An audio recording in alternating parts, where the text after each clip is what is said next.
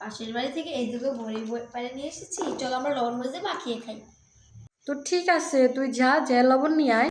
তুমি নিয়ে আসো আপু। আমি যাবো, তুই যা নিয়ে আয়। না নিয়ে আসো না আপু। আরে জানা এই কয়টা বড়, এই খাইতে কতটুকু লবণ লাগবে, তুই যা নিয়ে আমরা দুজন মজা করে খাবো। আমি তো বসবো না, তুমি নিয়ে এসো, আমি করে পাহারা দিচ্ছি। যাও।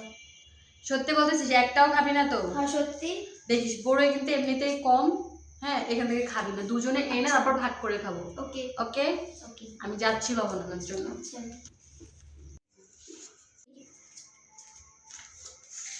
এই যে লবণ আনছি। আল্লাহ, এই বড়ই কই? কেন, আমি খেয়েছি।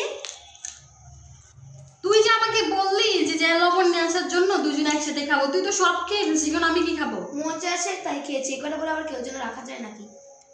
তাহলে তুই আমাকে যে লবণ এনে খাবো, এটা খাবো। এইটুকু আমি খাবো? এটা এটা এটা তুই খা, এটা তুই খা।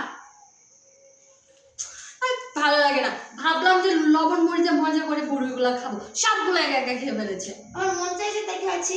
চুপ, আর কোনো কথাই বলবি না, সবগুলো বড়ি খেয়ে আবার বড় বড় কথা বলতেছে। যা।